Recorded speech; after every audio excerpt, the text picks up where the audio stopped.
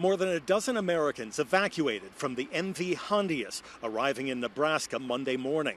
The Department of Health and Human Services says one tested positive for hantavirus without symptoms, while another had mild symptoms. We're being very, very liberal in how we're framing symptoms. It doesn't necessarily mean just because someone has symptoms that they're going to end up having this illness. HHS says those two passengers traveled in biocontainment units on board the repatriation flight from the Canary Islands. They are being monitored separately from the others, who will undergo medical tests and receive care if needed. We're working diligently to ensure no one leaves this security in an unsecured way at an inappropriate time. At least one other person, a French traveler, has tested positive for the virus since the group left the ship on Sunday. Experts believe the initial infection happened before passengers began their trip at the start of April in Argentina, likely from rodent exposure during a bird watching tour. Not very transmissible doesn't mean not transmissible at all. And what we know is that at least of the initial 8 cases, they all seem to have had close contact with the index patient. According to the CDC, the symptoms often present just like a flu, with fever, muscle aches, headaches, and fatigue. In some cases, the virus can be fatal, with a mortality rate of about 35 to 40%. So far, 3 passengers have died, but public health officials say the risk to the general public remains low. In Omaha, Nebraska, Jonathan Seri, Fox News. Congress is back and the clock is ticking as lawmakers scramble to get a DHS funding bill to President Donald Trump. The White House is pushing a June 1st deadline for a reconciliation bill that would fund ICE and Border Patrol following a record-breaking shutdown driven by Democrat demands for immigration enforcement reform. This is the kind of dragnet that you would see in a surveillance state, in an authoritarian fascist regime. This is a false narrative. They're trying to scare not only the legal immigrant community, they're trying to turn the American people against ICE. Republicans had been united behind the bill, but late last week, the Senate Judiciary Committee added $1 billion in funding for the new White House ballroom. That could cause some problems in the House, which passed a standalone bill, and Senate Minority Leader Chuck Schumer says Democrats will do whatever they can to slow the process, writing in part, quote, "At a time when Americans can't make ends meet, Republicans say let them eat cake and then hand Trump $1 billion to build a ballroom to serve it in." There could be big consequences if the funding bill fails. TSA says it lost more than 1,300 employees during the shutdown, and that trend could accelerate if Republicans can't cut a deal. Lack of job security continues to be an issue for our TSA personnel, particularly when we've experienced our 3rd shutdown now within this fiscal year. Lawmakers only have 2 weeks before the Memorial Day recess. If they don't pass the bill by then, they'll miss the president's deadline. In Washington, Alex Hogan, Fox News. U.S. President Donald Trump will be traveling to China this week, and Iran is likely to be at the top of the agenda. Now, this is coming as the U.S. and Iran have basically gone back and forth and are now again at a diplomatic impasse over trying to cement the ceasefire in the Iran war. Now, the problem comes from basically the Iranians wanting things that the Americans aren't willing to give, and vice versa. The Iranians are insisting that they want to see sanctions relief as well as a blockade by the Americans targeting their ships lifted. Now, from the American side, they say they want to see Iran lift its chokehold on the Strait of Hormuz, that narrow mouth of the Persian Gulf, through which about 20% of all crude oil and natural gas passes. They also want to see Iran give up its nuclear program. That includes the highly enriched uranium that's believed to be buried in the country after earlier American strikes on atomic facilities there. Now, this is coming at an impasse where we are seeing continued efforts by mediators in Egypt, Turkey, and Pakistan trying to get the two sides together, but these difficulties and these challenges seem insurmountable at the moment, and we are seeing an uptick in attacks both in the Persian Gulf, targeting Gulf Arab countries, as well as ships in the region, as well as increased fire between Israel and the Lebanese militant group Hezbollah, which Iran backs. All these things together could be enough to tip this region back into open war. It was like, boom, and then you see the flames come, and then the smoke comes. So people were yelling, "Fire, fire," and smoke was in the air. Air travelers recounting the terrifying moments that played out Friday as a person was struck and killed by a Frontier Airlines plane after jumping a perimeter fence and crossing a runway at Denver International Airport. It was chaos. The flames were still like that. I couldn't see the engines, but people that could see the engines could see large flames, and it was really scary. Frontier Airlines said the flight was departing from Denver en route to Los Angeles when it happened. One passenger described hearing what sounded like a thud during takeoff. I felt like the plane started to tilt up when out of nowhere we felt like a thud and heard like an explosion. The pilot immediately starts going into emergency mode, slowing down, right? According to the airport, Denver's fire department quickly extinguished the brief engine fire. Emergency crews rushed to the scene and passengers were taken to the terminal. The airport said 12 people reported minor injuries, with 5 hospitalized. I'm Reed Binion reporting. The Russian president didn't elaborate, but told reporters that he believes this war is coming to an end. President Vladimir Putin made the comments after a scaled-back Victory Day parade Saturday in Moscow's Red Square. Russian officials citing the current operational situation, meaning for the first time in 20 years, the usual rows of tanks and ballistic missile carriers were absent. The annual parade commemorates the end of World War II, but Putin used his speech to justify his war in Ukraine and denounce NATO, saying victory has always been and will be ours. However, additional security measures were put in place amid fears of a surprise Ukrainian attack as Kyiv's drones continue striking deeper inside Russia. Putin's got to feel the military pain in order to get to a ceasefire in this war, which I'm afraid is a long way off. And I'm glad to see Ukraine stepping up to this. And I think that's why we saw this really scaled back parade in Moscow. Putin does not have much to celebrate. For the first time, North Korean soldiers marched in the parade, highlighting growing ties with Pyongyang and its deployment of troops to support Russia's war effort. Ahead of the parade, Russia and Ukraine agreed to a U.S.-brokered weekend ceasefire. President Donald Trump said it would run until Monday, along with exchanging 1,000 prisoners each. However, both sides have reported violations, seeing several strikes and casualties in the last 24 hours. Meanwhile, broader efforts to end the war remain stalled. A Kremlin spokesperson says talks can continue, but Moscow still demands that Kyiv withdraws all of its troops from Ukraine's eastern Donbass region. In London, Stephanie Bennett, Fox News. Because if we look back at American history and we're looking at the sin that started this country, which is the enslavement of black people, that has not been remedied. And then you look at the Tulsa Race Massacre, which is the most bloody, most destructive race massacre since enslavement that has not been remedied. We cannot talk about what America has or will be without making sure that these issues are discussed and we get reparatory justice for both. When I speak of repairing America's soul, I do not mean restoring something that was once whole. America has never had a soul. From its beginning, this nation was built on genocide, slavery, and racial exploitation. There is no dispute that there were 1,550 homes and businesses destroyed. You have actual hundreds of insurance claims that says exactly what happened. You have pictures, hundreds and hundreds of pictures. You actually have some video of the massacre.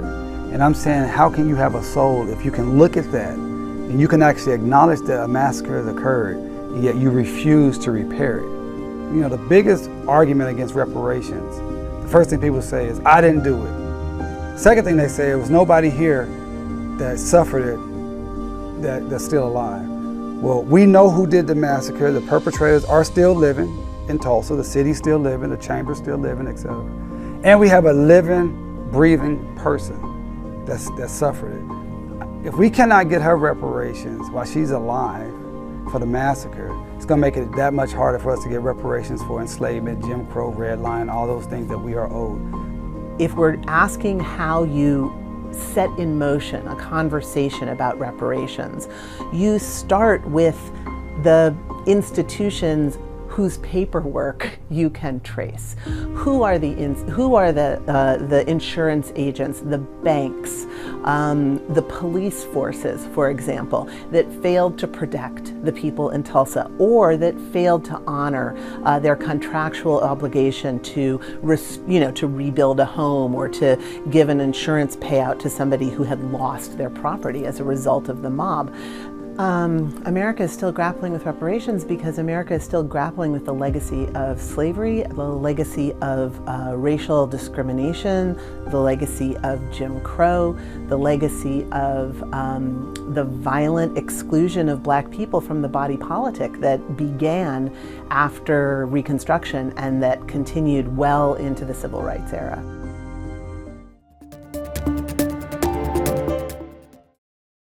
Grocery prices are on the rise on the heels of a rise at the gas pump for both gasoline and especially diesel. The cost of produce was already heading high when the Strait of Hormuz was closed in March, sending a shock to energy markets. The price for fruits and vegetables rising more than 2% during February and March.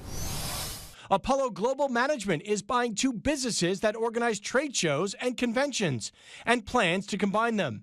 Emerald Holdings is known for trade shows and conferences. Quest X organizes shows for beauty, wellness, travel, hospitality, and healthcare. Buc-ee's is hitting the road with a major expansion as the Texas-based gas station is set to debut in 6 new states. The massive gas station will open in Arizona and Arkansas later this year, with other locations in Wisconsin, Louisiana, Kansas, and North Carolina by next year, expanding from 12 to 20 states. And FIFA announcing pop star Katy Perry will headline the United States opening ceremony in Los Angeles. The performance will take place at SoFi Stadium just before the first-round matchup between Paraguay and the United States. You'll be able to catch all the games on the Fox family of networks starting June 11th. CJ Papa, Fox News. In 2026 alone, nearly 322,000 new cases of invasive breast cancer are expected to be diagnosed in U.S. women. While the disease mainly develops in middle-aged or older women, in recent years there's been a slight uptick, about 1.4% in new cases seen in women younger than 50. Some worry there's confusion over mammogram guidance. There is different recommendations out there depending upon what literature you're citing. Doctors use those recommendations to guide their decisions on when to suggest patients start those screenings. Right now, the U.S. Preventive Services Task Force recommends women start at age 40 and screen every other year. The American Cancer Society suggests women at average risk have the option at age 40 to start annual screening, at age 45 have mammograms every year, and at 55 start screening every other year, or choose to continue annual screenings. Based on our guidelines for the American College of Radiology and the Society of Breast Imaging, we recommend starting at age 40 every year. Dr. Alyssa Cubison with the Ohio State University Wexner Medical Center says the conflicting guidance may lead to delays in screening and cancers being detected at a later stage when it's harder to treat. She says some women also put off screening because no one in their family has had the disease. Most women that are diagnosed with breast cancer have no attributable family history of breast cancer. Cubison suggests taking a risk assessment survey with a doctor around age 25. Knowing this can help know at what age it's most appropriate to start screening. For Health Minute, I'm Mandy Gaither. Recess isn't just about fun, it's essential for health and academics too. That's the message the American Academy of Pediatrics is sending with its first new guidance in 13 years about this unstructured time at school. The Academy of Pediatrics has always supported play, free play for kids, but it's been increasingly threatened over time. And in school, of course, the drive for test scores and things have really pushed other things out of the way, including recess. The new guidance emphasizes why these breaks are essential for kids. There's good evidence that you've got to take breaks between concentrated bouts of learning in order for the brain to hold that information and store it. Duration of recess varies across U.S. schools, ranging from less than 10 minutes to more than an hour a day. Older kids generally get less time than younger ones. As kids get older, they're more on their screens, and so it's really helpful, I think, for outdoor activity and recess to be happening as they get older. Studies show kids should get a minimum of 20 minutes a day and multiple breaks. They should get a long enough period of time where they can de-stress and blow off steam and prepare for the next class. That's really the importance of that duration. Belongs to me. We do not kneel! Our only chance is to face this together. The cast of Mortal Kombat 2 says they stayed together even after filming concluded, at least online. We started this maybe 2 years ago, I think it was. Yeah. And we had a group WhatsApp when we first started the film, and we still have that same WhatsApp. Super active until and now. Every week there's someone posting something throughout the whole thing. So it's been sending funny videos. For sure. Yeah. Look at me now! People are still looking at Adolescence. The Netflix drama capped a year of accolades by topping the BAFTA TV Awards, winning Best Limited Drama and acting honors for Stephen Graham, Christine Tremarco, and Owen Cooper. Whoa. We need some water. I need a martini. It's a good time to be Stanley Tucci. He's topping the box office in The Devil Wears Prada 2, and his show Tucci in Italy is back as the actor explores Naples, Sardinia, Sicily, and more. Season 2 of Tucci in Italy just debuted on National Geographic. In Hollywood, I'm David Daniel. All right, should we eat? This isn't about revenge. It's about preventing another war. The Force may be strong Memorial Day weekend as The Mandalorian and Grogu drop out of hyperspace and into cinemas. I now pronounce you husband and knife. June looks to be the busiest month at the movies, with Toy Story 5 among the high-profile releases. It's joined by Masters of the Universe, horror comedy Scary Movie, Steven Spielberg's Disclosure Day, and the next movie in the DC universe, Supergirl. The Minions are back with a touch of mystery. Buddy. Bello, the Minions head back to theaters in July in Minions and Monsters. The 7th month on the calendar will also see the release of the live-action Moana remake, along with Christopher Nolan's The Odyssey and Spider-Man Brand New Day, marking the first MCU movie release in a year. Have you been horribly injured by a product made by the Acme Corporation? It's not your fault. Fans of Wile E. Coyote Super Genius won't have to wait much longer for the courtroom comedy Coyote vs. Acme, which arrives at the end of August. Other big screen fare opening in August include Super Troopers 3 and the animated adventure Paw Patrol the Dino Movie. Getting reserved seats, extra popcorn, and enjoying the air conditioning in Hollywood, I'm Rick Damicella.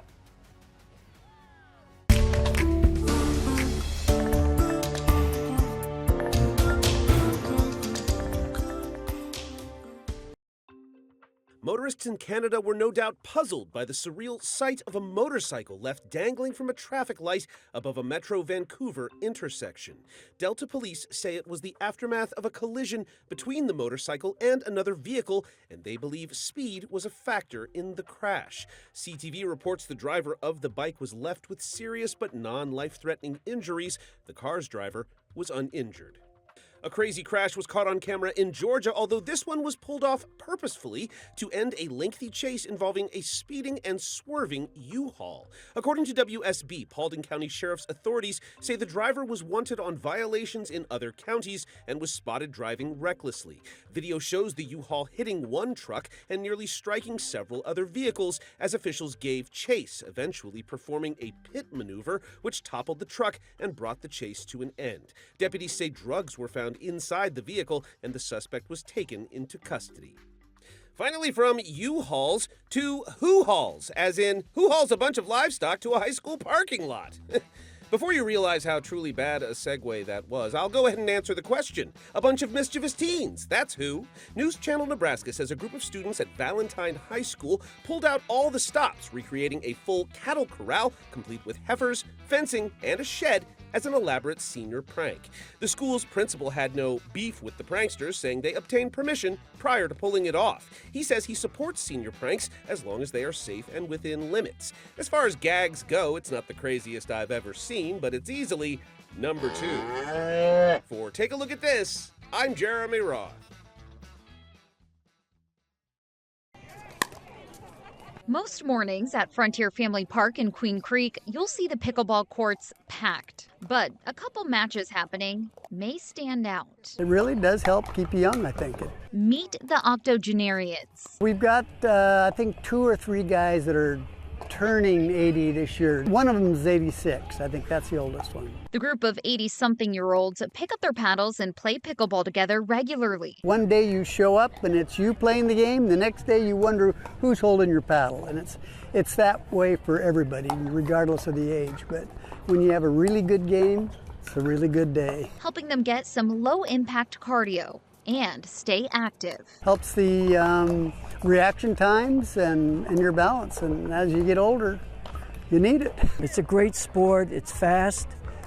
I enjoy that. But also giving them more than just a good game. A reason to get out of bed in the morning. That's the main thing. Just love it and the camaraderie of the people. It's like any group that you get, but pickleball is something that you can get around and just enjoy, have fun.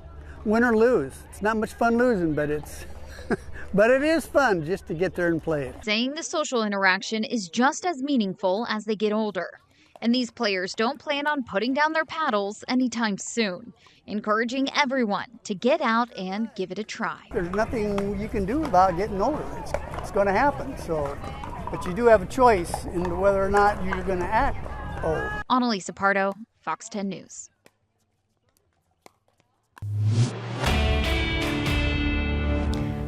The city of Madison announced they'll begin mosquito spraying Monday. And while the treatment is essential to enjoy the great outdoors in the summertime, do the chemicals they use to reduce the mosquito population affect other bugs? Let's verify. When you step outside on a summer night and see mosquito fogging trucks driving through your neighborhood, the goal seems pretty simple. Cut down on those pesky blood-sucking bugs. But while those sprays target mosquitoes, many people wonder, does mosquito spraying harm other bugs and insects? Let's verify. Our sources are the CDC, the EPA, a National Library of Medicine study on mosquito adulticides, and the City of Madison's Public Works Department. Here's what we found. The City of Madison says it uses an adulticide program with fogging trucks operating in the evening hours to reduce mosquito populations. The CDC says mosquito control professionals often use low-volume sprayers, which create very small droplets that kill flying mosquitoes on contact, while using only small quantities of pesticide. But the EPA says some of the chemicals used in mosquito control can be toxic to bees and fish. That's why label instructions include steps to reduce risks to pollinators. The CDC specifically says these products should not be applied to plants in bloom or to plants that bees, butterflies, and other pollinators visit, as it could cause them harm. Timing also matters. The National Library of Medicine study found that most research shows minimal impacts on honeybees when mosquito spraying is done at night when bees are inside their hives. The study also found no significant rise in honeybee deaths from routine mosquito control sprays. Madison's spraying program operates from 7:30 p.m. to 10:30 p.m., which is consistent with the times the study recommends. So we can verify that, yes, mosquito spraying can harm some other insects if it's improperly applied. But federal agencies and research studies say routine low-volume mosquito spraying, when done according to label directions and during evening hours, is designed to minimize impacts on other bugs, including bees. If you have something you want us to verify, text us at 256-382-2692. Fox 54 Plus has your news, sports, and weather. Start your evening with Fox 54 at 5:30, delivering the latest headlines and live reports straight from the scene. Then stay informed with Fox 54 News at 9, featuring your Tennessee Valley certified most accurate weather impact team, tracking everything from tornado threats to traffic delays during severe weather. Fox 54 Sports Extra brings you more of what sports fans crave, with deeper insights, expert analysis, and all the action that matters most. On Fox 54 Plus, you'll also find Alabama politics, plus 24/7 weather radar and real-time forecasts to keep you ahead of the storm. Looking for a quick recap? Don't miss Fox 54 Week in Review, highlighting the biggest stories of the week. Jumpstart your morning with Morning Rush. Fast-paced news updates featured with uplifting stories from across the globe. Get your entertainment fix with Getting Real, where we break down movie reviews, top 10 lists, and spotlight the newest film. Die Hard fan? Locked On Sports dives deep into the Crimson Tide, the Tigers, college rivalries, and pro action. True crime warrior style? Killer Cases brings you gripping real-life stories that stick with you. Hungry for more? Cooking with Style serves up mouth-watering recipes that are easy to make and impossible to resist. From movie previews before you head to the theater with Take a Look to must-know headlines from across the region and around the world with In the News. Watch all of these shows on demand and also on the Fox 54 News app. Available on Android and iOS devices. Streaming 24/7.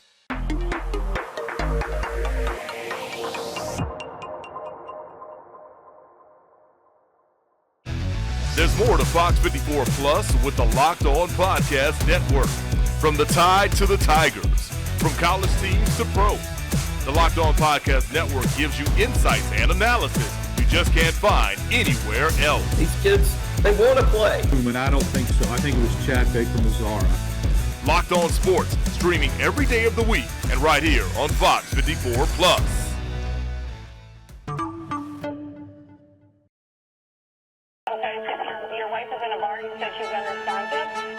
This is what he's going to tell you. Trying to find the first place to put a body. No, sir. The only thing they could do was kill him. Be the jury and to find the defendant